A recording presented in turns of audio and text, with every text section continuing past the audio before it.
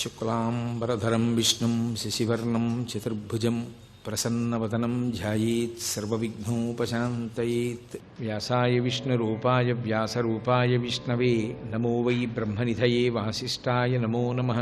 విమలపటి కమలకుటి పుస్తక రుద్రాక్షసస్తహస్తపుటి కామాక్షి పక్ష్మలాక్షి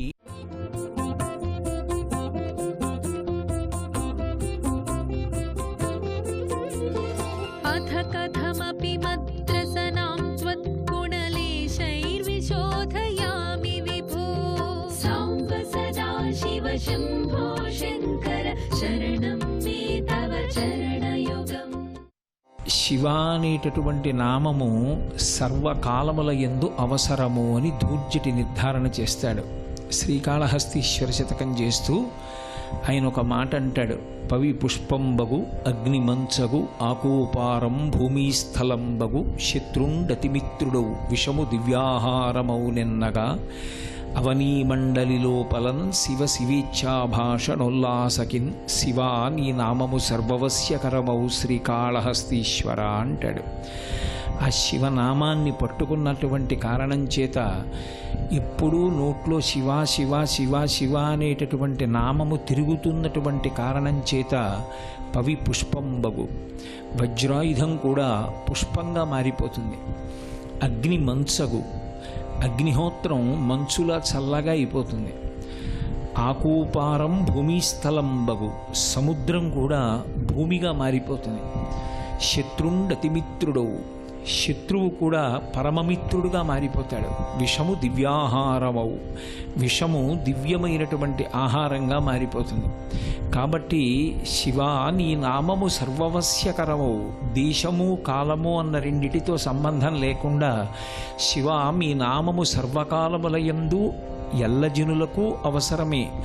ఆ శివనామము నాలుక మీద నర్తించాలి అని కోరుకుంటాడు.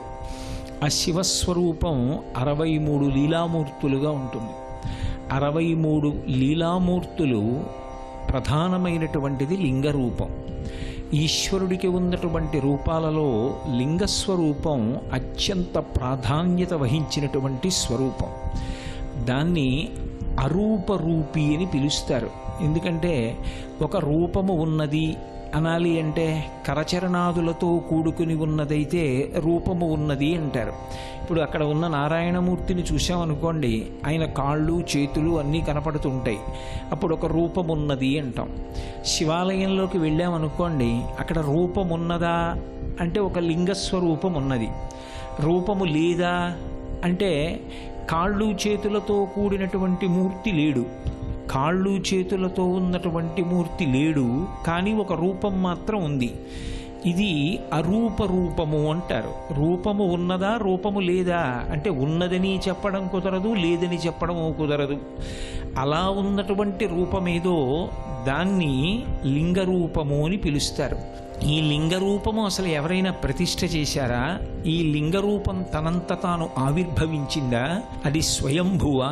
ఒకవేళ లింగరూపం ఆవిర్భవించి ఉంటే పరమశివుడు లింగస్వరూపాన్ని ఎందుకు పొందాడు అనేటటువంటి దానికి మనకి యజుర్వేదం సమాధానం చెప్తుంది. రుద్రాధ్యాయము అని ఆ రుద్రాభిషేకం చేసేటప్పుడు ఏ మంత్రాల్ని అనుసంధానం చేస్తామో ఆ రుద్రాధ్యాయానికి ప్రారంభంలో ఒక ప్రార్థనా శ్లోకం ఒకటి చెప్తారు. దాన్ని ధ్యాన శ్లోకము అంటారు. యథార్థానికి అభిషేక ప్రక్రియ ప్రారంభం చేసే ముందు అలా మనసులో దర్శనం చేసి తర్వాత అభిషేకం ప్రారంభించండి అని.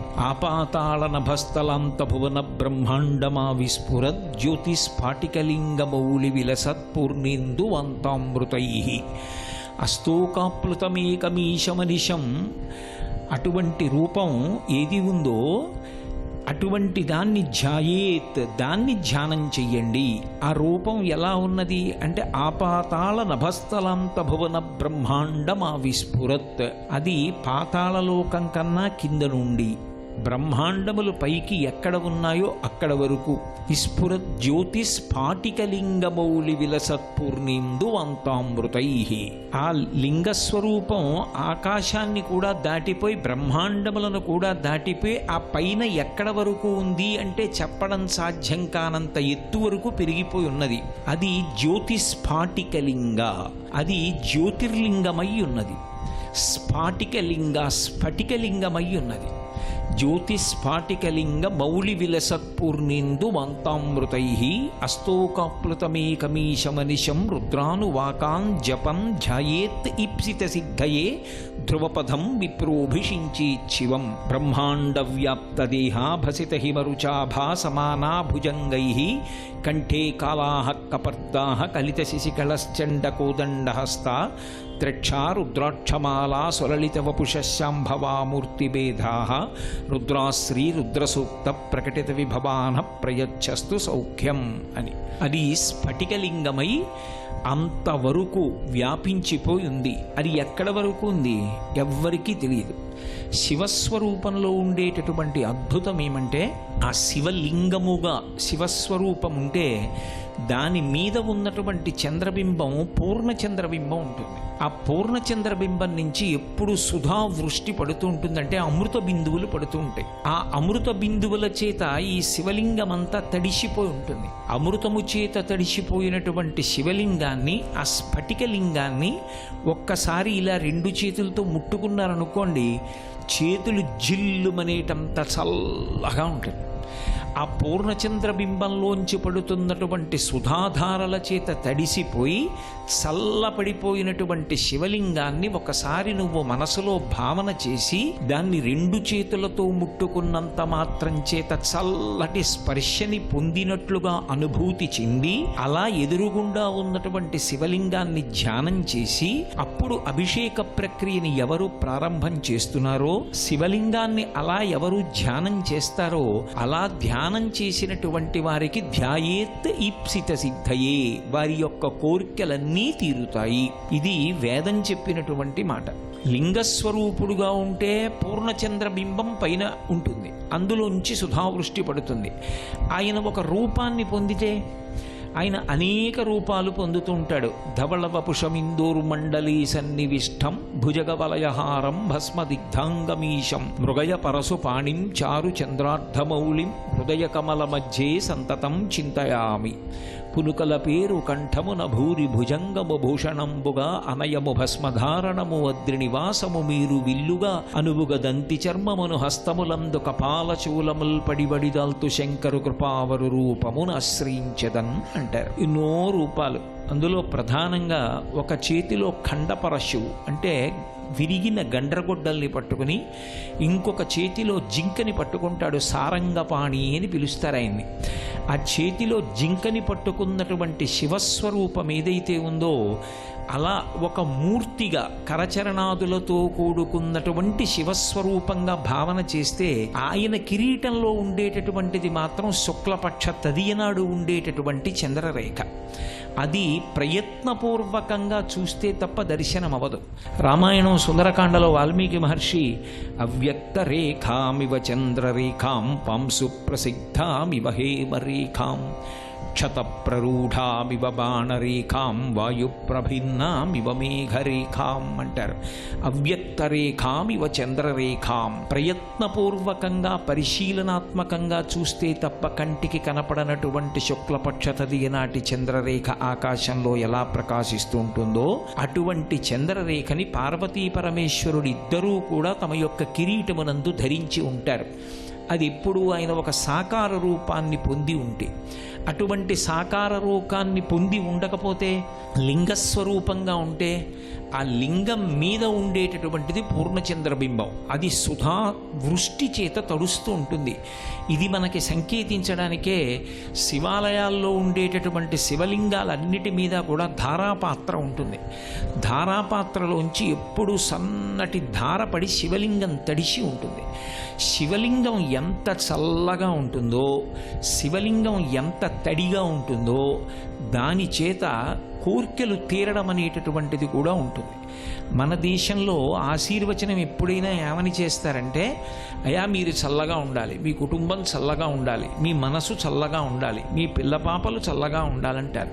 ఈ చల్లగా ఉండాలి అనేటటువంటి మాట ఆశీర్వచనం ఎందులోంచి వచ్చిందంటే, శివలింగం చల్లగా ఉండాలి, బ్రహ్మాండమంతా చల్లగా ఉండాలి, అందరూ సంతోషంగా ఉండాలి. శం ద్విపదే శం చతుష్పదే, 2 కాళ్ళున్న మనుష్యులు, 4 కాళ్ళున్నటువంటి జంతువులు అన్నీ కూడా చల్లగా ఉండాలి అంటే దానికి ఒకటే ఒక ఆరాధనాక్రమం. శివలింగానికి అభిషేకం చేస్తే శివలింగం చల్లబడితే, అలా చల్లబడిన శివలింగం ఏ ప్రాంతంలో ఉంటుందో ఆ ప్రాంతమంతా కూడా సుభిక్షంగా ఉంటుంది.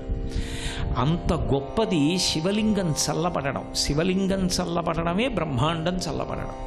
అందరి కోరికలు తీరడానికి ఒకే ఒక్క ఉపాయం ఏది అంటే శివాభిషేకమే. అందుకే మీరు చూడండి, లోకంలో ఏ ప్రక్రియ కానివ్వండి, ఏ కష్టం కానివ్వండి, ఏ శుభం కానివ్వండి, ఏ భీతి కానివ్వండి, ఏ సమయం కానివ్వండి, ఏ దేశం కానివ్వండి, మనుషులు తమకు ఆపదలు వచ్చినా సుఖాలు వచ్చినా వెంటనే అభ్యున్నతి కొరకు కానీ భయరాహిత్యము కొరకు కానీ చేసేటటువంటి ఏకైక కార్యం ఏది అంటే రుద్రాభిషేకం. పుట్టకూడిన నక్షత్రంలో బిడ్డ పుట్టాడు, రుద్రాభిషేకం చేసుకోండి. ఏమిటో ఈ మధ్య భయంగా ఉంటోంది, రుద్రాభిషేకం చేసుకోండి.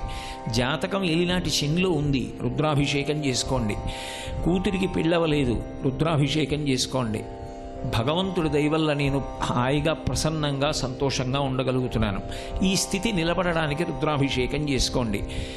ఏది ఎలా ఉండనివ్వండి, కర్తవ్యం మాత్రం రుద్రాభిషేకం ఒక్కటే. ఈ రుద్రాభిషేకం చేసేటటువంటి ప్రక్రియలో శివాలయంలో ఉండేటటువంటి లింగస్వరూపాలలో అత్యంత ప్రధానమైనటువంటి లింగస్వరూపం ఏది అంటే స్ఫటికలింగం. స్ఫటికలింగం చాలా ఉత్కృష్టమైనటువంటి లింగస్వరూపం. అందుకే స్ఫటికలింగాన్ని తప్పకుండా ఎవరు ఆరాధన చేస్తారు అంటే, అన్ని ఆశ్రమాల్లోకి చిట్ట చివరిది తురీయాశ్రమమై అగ్నితో సంబంధం లేకుండా ఎప్పుడూ జ్ఞానాన్ని మాత్రమే అపేక్షించి ఎవ్వరితోటి సంగం పెట్టుకోకుండా నిరంతరము దేశ సంచారం చేస్తూ చాతుర్మాస్యాలు వచ్చినప్పుడు మాత్రం చాతుర్మాస్య దీక్ష చెయ్యడానికి ఒక చోట ఉండిపోతూ అహింసావ్రతాన్ని పాటించేటటువంటి సన్యాసాశ్రమంలో ఉండేటటువంటి వ్యక్తులు తప్పకుండా ఆరాధించేది ఏది అంటే స్ఫటికలింగాన్నే ఆరాధన చేస్తారు. ఎందుకంటే స్ఫటికలింగం జ్ఞానదాయకం, జ్ఞానాన్ని ఇస్తుంది. స్ఫటికలింగం నిర్గుణ స్వరూపం. స్ఫటికలింగం ఇవ్వగలిగినంత శక్తి ఇక లౌకికంగా ఏ ఇతరమైనటువంటి లింగాలు ఇస్తాయి అని చెప్పడం కష్టం. అందుకే మనకి యజుర్వేదంలో చెప్పినప్పుడు కూడా ఏ శివలింగ స్వరూపం గురించి చెప్తారంటే, ఏదో బంగారు లింగం గురించో వెండి లింగం గురించో రాగి లింగం గురించో మాట్లాడరు. జ్యోతి స్ఫాటికలింగమౌళి విలసత్పూర్ణిందు అంతామృతై, స్ఫటికలింగం గురించే మాట్లాడతారు. ఎందుకు స్ఫటికలింగం గురించి అంత ప్రధానంగా ప్రస్తావన చేయడం, దాన్ని జ్యోతిర్లింగము అని ఎందుకు పిలవడం అంటే దానికి ఒక పెద్ద విశేషం ఉంది. స్ఫటికాన్ని నీళ్లతో అభిషేకం చేస్తున్నారనుకోండి, లేదా నీళ్లలో స్ఫటికలింగం ఉందనుకోండి, అది నీటితో కలిసిపోతుంది, ఇక లింగం కనపడదు. మీకు మిగిలినటువంటి శివలింగాలకి చేసేటటువంటి అభిషేకానికి స్ఫటికలింగానికి చేసేటటువంటి అభిషేకానికి ఒక ప్రధానమైనటువంటి భేదం ఉంటుంది. స్ఫటికలింగానికి అభిషేకం జరుగుతూ ఉండగా ప్రధానంగా ఏ పదార్థంతో చేస్తున్నప్పుడు పరవశించిపోయి చూడాలని చెప్పారంటే, జలాభిషేకం జరుగుతుంటే, శుద్ధ జలంతో అభిషేకం జరుగుతున్నప్పుడు దాని సౌందర్యం వర్ణనాతీతం, చూసి తీరాలి. ఆ నీటి చేత తడిసిపోయినప్పుడు నీరు స్ఫటికలింగం అభేదమైపోతాయి, అసలు కనపడదు, నీరు కనపడకుండా జారుతుంది. దాన్ని అనుభవించడం అంత తేలికైన విషయం కాదు. ఎందుచేతనంటే హర్షవర్ధనుడని ఒక మహానుభావుడు, రాజ్య పరిపాలన చేసినవాడు, అపారమైనటువంటి సరస్వతీ కటాక్షాన్ని పొందాడు. ఆయనకి చిన్నతనంలో తండ్రి పోతే వాళ్ళ అమ్మగారు సరస్వతీ మంత్రం ఇచ్చారు. ఆయనకి చిన్నప్పుడే వంట పట్టి ఏం చేస్తున్నా సరస్వతీ మంత్రం చేస్తుండేవాడు. ఒకరోజు తల్లి గుండెల మీద పడుకున్నాడు పసిపిల్లవాడు. పడుకుని కూడా సరస్వతీ మంత్రం చేస్తున్నాడు. వాళ్ళ అమ్మగారికి ఓ కోరిక ఉండేది, హర్షుడికి చాలా తొందరగా సరస్వతీ మంత్రం పట్టివ్వాలని. దానికి ఏదో ఒక వామాచార ప్రయోగం గురించి ఆలోచించిన తల్లి ఏం చేసిందంటే, ఆయన తన గుండెల మీద పడుకుని ఉండగా తన కంఠం కోసేసుకుంది. అది తెలియని పిల్లవాడు ఆమె గుండెల మీదే పడుకుని మంత్రం చదివాడు. సిద్ధించింది సరస్వతీ కటాక్షం. అద్భుతమైనటువంటి సరస్వతీ కటాక్షం వచ్చి ఆయన శివలింగం మీద ఎన్నో విషయాలు చెప్పాడు. ఆ శివలింగం గురించి చెప్తున్నప్పుడు ఆయన ఒక మాట అంటాడు. కాంచీపురాన్ని ప్రస్తావన చేస్తూ, కాంచీపురంలో చంద్రమౌళీశ్వరలింగం యోగలింగం, స్ఫటికలింగం, ఆ లింగం గురించి ప్రస్తావన చేస్తూ ఆయన ఒక మాట అంటాడు. యస్యాసౌ జలదేవతా స్ఫటిక భూ జాగర్తి యోగేశ్వర అంటాడు. యస్యాసౌ జలదేవతా స్ఫటిక భూ. అక్కడ రాజుగారు ఒక పెద్ద తటాకం తవ్వించాట. తటాకం నిండా నీళ్లు. ఆ నీటి ఒడ్డుకి వెళ్ళి నిలబడితే అందులో చేపలు తిరిగితే కనపడతాయి, అందులో తాబేళ్లు తిరిగితే కనపడతాయి. పైకి నించుని లోపలికి చూస్తే మహానందిలో ఉన్నటువంటి తటాకంలా దాని అడుగు కనపడుతుంది. కానీ అందులో ఒక స్ఫటికలింగాన్ని పెట్టి అభిషేకం చేస్తే మాత్రం లింగం కనపడదు అన్నాడు. యస్యాసౌ జలదేవతా స్ఫటిక పూజ్యాగర్తి యోగేశ్వర అంటే స్ఫటికలింగానికి జరిగేటటువంటి అభిషేకంలో అద్భుతం ఏది అంటే జలముతో అభిషేకం. రెండవది స్ఫటికలింగం నిర్గుణ స్వరూపం. స్ఫటికలింగం దగ్గరికి వెళ్ళి కూర్చుని దానికి జరుగుతున్నటువంటి అర్చన చూసినా, దానికి జరుగుతున్న అభిషేకం చూసినా అసలు పరబ్రహ్మము యొక్క స్వరూపము అవగతమవుతుంది అన్నారు. ఎందుచేత స్ఫటికలింగమునకు ఉన్న రంగేది అని అడిగారు అనుకోండి, అసలు స్ఫటికానికి ఈ రంగు ఉంటుందని చెప్పడం కష్టం. అది తెల్లగా ఉంటుంది. శాంతం పద్మాసనస్థం శశిధర మకుటం పంచవక్త్రం త్రినేత్రం అంటూ పరమశివుడు ఎలా ఉంటాడు అని వర్ణిస్తే స్ఫటిక మణినిభం పార్వతీశం నమామి. స్ఫటిక మణినిభం, స్ఫటికం ఎలా ఉంటుందో అంత తెల్లగా ఉంటాడు. ఇప్పుడు స్ఫటికలింగం తెల్లగా ఉన్నదాని దగ్గరికి తీసుకెళ్ళి మీరు ఒక ఎర్ర పువ్వు ఇలా ఉంచారనుకోండి, స్ఫటికలింగం అంతా కూడా ఎర్రగా అవుతుంది. ఇప్పుడు ఎందుకు ఎర్రగా అయింది? దాని ముందుకు ఒక ఎర్రటి పువ్వు తెచ్చి పెట్టారు కాబట్టి లింగం ఎర్రగా కనపడుతుంది. పువ్వు ఇలా పక్కకి తీసేశారనుకోండి, స్ఫటికలింగము తెల్లగా తన సహజ స్థితికి వెళ్ళిపోతుంది. అందుకే స్ఫటికలింగ పూజలో ఒక వైభవం ఉంది. స్ఫటికలింగం యొక్క వైభవాన్ని ఆవిష్కరింపచేయాలి అంటే సూర్యోదయాత్ పూర్వం అభిషేకం చేసి చూపిస్తారు దాన్ని. ఇప్పటికీ రామేశ్వరం క్షేత్రానికి వెడితే తెల్లవారుజామున 4 గంటలకి ఒక స్ఫటికలింగానికి ఆరాధన చేస్తారు. దానికి ప్రత్యేకం టికెట్ కొనుక్కుని కొద్దిమంది మాత్రమే లోపలికెడతారు. ఆ సూర్యోదయ పూర్వం దీపం వెలిగిస్తారు. అది విద్యుత్ దీపం వేసేస్తే స్ఫటికలింగ వైభవం ప్రకాశించదు. విద్యుత్ దీపం వేయకూడదు.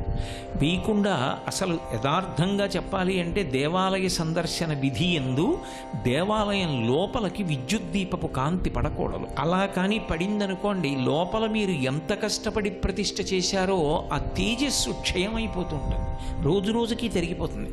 తొందరగా కుంభాభిషేకం చేయవలసి వస్తుంది. నూనె దీపం ఒకటే వెలుగుతోందనుకోండి, ఆ నూనె దీపమే గురువుగారు. ఆ దీపపు కాంతిలో ఈశ్వరుణ్ణి చూస్తాం. అంటే గురువు గారి యొక్క అనుగ్రహమనబడేటటువంటి కాంతిలో, గురువాక్యములనబడేటటువంటి జ్ఞాన ప్రబోధం చేత నాకు భగవద్ దర్శన ఆకాంక్ష కలిగింది. అదిగో ఆ దీపం మా గురువు గారు. ఆ గురువు గారి వైభవంలో నాకు ఈశ్వర దర్శనం అవుతోంది. అది గురువు యొక్క అనుగ్రహ కాంతులలో ఈశ్వర దర్శనం అవుతుంది. అప్పుడు ఒక గుడిలోకి వెళ్ళాము అంటే అంతరాలయంలో ఉన్న ప్రతి దీపము గురువే. ఒక గురువుకి తన చూపుల చేత శిష్యుడు ఇచ్చేటటువంటి మహోత్కృష్టమైన మర్యాద అది. అందుకే తెల్లవారుజామున ఆవునీతి దీపంలో కానీ నూనె దీపం కానీ ఉంచి పక్కలకి గుత్తి దీపాలను వెలుగుతాయి. అవి వెలుగుతున్నప్పుడు అసలు స్ఫటికలింగ వైభవం చూడాలి. అప్పటికి సూర్యోదయం అవదు. అవనప్పుడు ఆ స్ఫటికలింగం కాంతులీలుతుంది అంతరాలయం అంతా. అప్పుడు రామేశ్వరంలో ఏం చేస్తారంటే ఎర్రటి పువ్వు దాని ముందుకి ఇలా తీసుకొచ్చి ఉంచుతారు కింద నుంచి. శివలింగం అంతా ఎర్రగా అయిపోతుంది. ఆ పువ్వు తీసేస్తారు. మీలో చూసిన వాళ్ళకి అనుభవం ఉండుంటుంది. స్ఫటికలింగం తెల్లగా కనపడుతుంది. అర్చకులు పక్కకెళ్ళి నిలబడతారు. తెల్లటి లింగం చూశాక మళ్ళీ ఒక పసుపచ్చటి పువ్వు తీసుకొచ్చి శివలింగం దగ్గర ఉంచుతారు. శివలింగం అంతా పచ్చగా అయిపోతుంది. ఆ పసుపు పువ్వు తీసేస్తారు. మళ్ళీ అర్చకులు పక్కకెడతారు. తెల్లగా కనపడుతుంది. ఇదంతా అయిపోయిన తరువాత దర్శనం పూర్తయిపోయింది, వెళ్ళిపోమంటారు. ఎందుకలా? మిగిలిన ఏ శివలింగం దగ్గర అలా చేయరు. ఒక్క స్ఫటికలింగాన్ని ఆరాధన చేస్తే అలా చెయ్యమని శాస్త్రం. పువ్వులు మారేడుపత్రి పూజ చేసేయడం కాదు, స్ఫటికలింగం ముందు కూర్చున్నటువంటి భక్తులకి ఆ అనుగ్రహ కటాక్షాన్ని పంచిపెట్టాలి. ఇందువల్ల అంటే అసలు ఈ సృష్టి ఆవిర్భావమునందు వెలిసినటువంటి లింగము ఏది ఉన్నదో అది స్ఫటికలింగం. స్ఫటికలింగం అంటే ఆయన తప్ప వేరొకటి లేదు. ఈ సృష్టి అంతా ఆయనే, ఆయన తప్ప వేరొకటి లేదు. కాబట్టి ఆయనకి స్థాణుహు అని ఒక పేరు. స్థాణుహు అంటే కదలలేనివాడు అని కాదు, కదలడానికి చోటు లేనివాడు. ఆయన ఈ బ్రహ్మాండమంతా ఆవరించిపోయాడు. ఈ బ్రహ్మాండమే ఒక శివలింగ స్వరూపం అయినప్పుడు బ్రహ్మాండమావిస్ఫురత్ జ్యోతిస్ఫాటికలింగా అంతా ఉన్నది శివలింగం ఒక్కటే. అంతా శివలింగం అయితే మరి చల్లగా ఉండాలి, తడిసి ఉండాలని మీరు అన్నారు కదండి. బ్రహ్మాండం అంతా శివలింగం అయితే దానికి అభిషేకం చేసేవాడేవాడు, అది చల్లబడ్డం ఎలా? మహాత్ములైనటువంటి వారు దర్శనాలు పొందారు. దూర్జటి శ్రీకాళహస్తీశ్వర లింగం దగ్గరికి వెళ్ళి గుండెలు బాదుకుని అడిగాడు, నీ రూపంబు తలంపగా తుది మొదల్నేగాన నీవైన చోరారమ్మని ఎంచు చెప్పవు వృధారంభంబులింకీటికిన్ పాలన్ముంచుము నీటముంచుమిక నిన్నే నమ్మినాడంజుమి శ్రీరామార్చిత పాద పద్మయుగళ శ్రీకాళహస్తీశ్వర అని అడిగాడు. నీ రూపంబు తలంపగా తుది మొదల్ నేకాన. అసలు శివ బ్రహ్మాండమా విస్ఫురత్ అంటున్నారు. ఈ బ్రహ్మాండమంతా నువ్వే నిండిపోయావు కాబట్టి ఇక కదలడానికి చోటే ఉంది. ఇక కదలడానికి చోటు లేదు. కదలడానికి చోటు లేని వాడివి కాబట్టి స్థాణుహు అని పిలిపించుకున్నావు. మంగళం కోసలేంద్రాయ మహనీయ గుణాత్మనే చక్రవర్తి తనూజాయ సర్వభౌమాయ మంగళం ఉమా కాంతాయ కాంతాయ కామితార్థప్రదాయినే శ్రీగిరీశాయ దేవాయ మలినాథాయ మంగళం. సర్వం శ్రీ ఉమామహేశ్వర పరబ్రహ్మార్పణమస్తు.